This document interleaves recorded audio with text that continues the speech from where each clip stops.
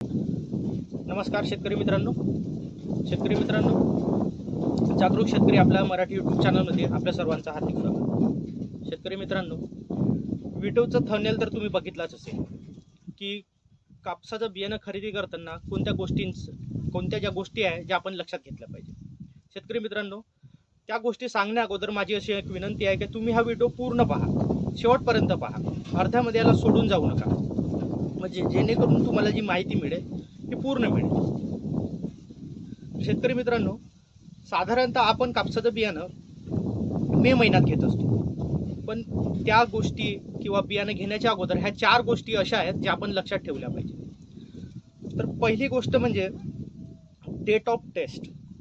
शेतकरी मित्रांनो, date of taste म्हणजे ती तारीख असते ज्याच्यावरती ते बियाणं टेस्ट केलेलं असतं की त्याची उगवण होणार की नाही होणार, ते उगवल्यानंतर किडीला रेजिस्टन्स देणार की नाही देणार, अशा गोष्टी ज्या आहेत ज्या आणि इतर गोष्टीसुद्धा ज्या आहेत त्या त्या दिनांकावरती टेस्ट केलेल्या असतात, ती असते डेट ऑफ टेस्ट. दुसरी जी गोष्ट आहे जे तुम्हाला बघायची आहे पॅकेटवरती कापसाच्या, ती आहे date of packaging. Date of packaging ही डेट ऑफ टेस्टच्या 7 दिवसानंतरची असते. आणि डेट ऑफ टेस्ट जी आहे, जी सर्व पॅकेटवरती कापसाच्या महाराष्ट्रामध्ये मिळणाऱ्या असते, ती असते मार्च महिन्यातली. म्हणजे जर मार्च महिन्याच्या 1 तारखेला डेट ऑफ टेस्ट असेल तर मार्च महिन्याच्या 7 तारखेला त्याची पॅकेजिंग झालेली असते. म्हणजे दोघातलं अंतर हे 7 दिवसाचं असतं, त्याच्यापेक्षा जास्त नसतं. आणि त्याच्यापेक्षा जर जास्त असेल तर ते बियाणं बोगस असेल. म्हणून बियाणं खरेदी करताना ह्या 2 गोष्टी जर तुम्ही सर्वात जास्त लक्ष दिलं पाहिजे, ती म्हणजे डेट ऑफ टेस्ट आणि डेट ऑफ पॅकेजिंग. म्हणजे डेट ऑफ टेस्ट जर 1 मार्चला असेल तर डेट ऑफ पॅकेजिंग ही 7 मार्चला असायला पाहिजे, त्याच्यापेक्षा जास्त नाही. तिसरी महत्त्वाची गोष्ट म्हणजे व्हॅलिड अप टू, म्हणजे हे बियाणं कुठपर्यंत चालणार आहे, म्हणजे कुठपर्यंत याची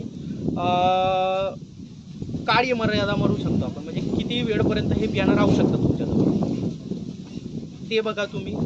डेट ऑफ टेस्ट बघा तुम्ही आणि डेट ऑफ पॅकेजिंग बघा तुम्ही. ह्या 3 गोष्टी तुम्ही लक्षात ठेवा. म्हणजे जेव्हा तुम्ही कृषी केंद्रांवर जाल बियाणं खरेदी करताना आणि जेव्हा कृषी केंद्र चालक तुम्हाला हे बियाणाचं पॉकेट देतील, तेव्हा बियाणाचं पॉकेट बॅक साईडला, म्हणजे त्याच्या मागच्या बाजूला पाठीवरती उजव्या बाजूला किंवा पॅकेटच्या डाव्या बाजूला ह्या 3 गोष्टी तुम्हाला लिहिलेल्या दिसतील. त्याच्यावरती पुन्हा खूप साऱ्या गोष्टी लिहिलेल्या असतात, जसं म्हणजे लेबल नंबर किंवा लॉट नंबर, कंपनीचा नाव असेल तिथे, त्याच्याखाली लेबल नंबर असेल, त्याच्याखाली डेट ऑफ टेस्ट असेल, त्याच्याखाली डेट ऑफ पॅकेजिंग असेल, त्याच्याखाली व्हॅलिड अप टू असेल, त्याच्याखाली लेबल नंबर किंवा लॉट नंबर असतील. ह्या सर्व गोष्टी तुम्ही चेक करा तिथे. गेल्याबरोबर घाई नको करा की गेल्याबरोबर हां हे दे ते दे, ते बियाणं काढ, ते बियाणं काढ, याचे 4 पॉकेट दे, त्याचे 5 पॉकेट दे, असं करू नका तुम्ही. पॉकेट घ्या, आरामात बसून एका ठिकाणी सर्व पॉकेटांच्या मागे date of test, date of packaging, valid up to ह्या 3 गोष्टी तुम्ही नक्कीच चेक करा, म्हणजे चेक कराच.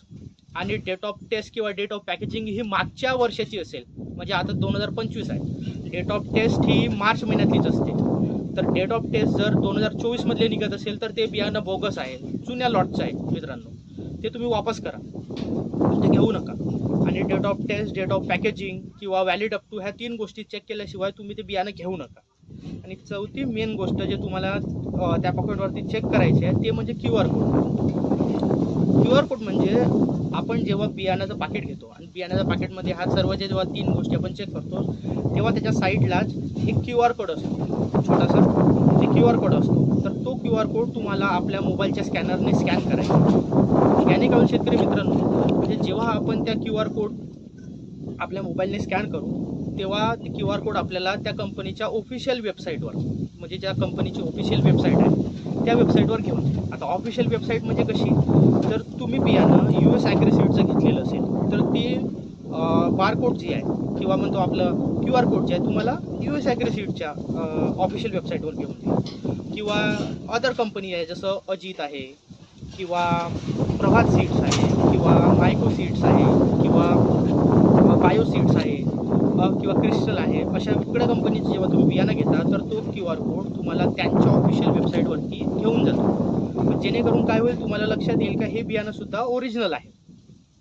आता याच्यामध्ये पुन्हा एक महत्त्वाची गोष्ट आहे, जुन्या QR कोडमध्ये आणि नवीन QR कोडमध्ये काही फरक नसतं. QR कोड सारखाच असतो, तो तुम्हाला त्या वेबसाईटवर घेऊनच जाणार आहे.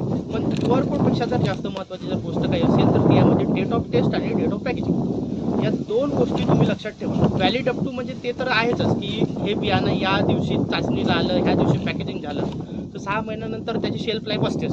जशी आपण फवारणीची बाटली घ्यायला जातो, त्याच्यावरती शेल्फ लाईफ किती 3 वर्षाची असते. म्हणजे 2025 जर आपण ती बाटली खरेदी केली तर 2028 पर्यंत त्याची मर्यादा असतेच.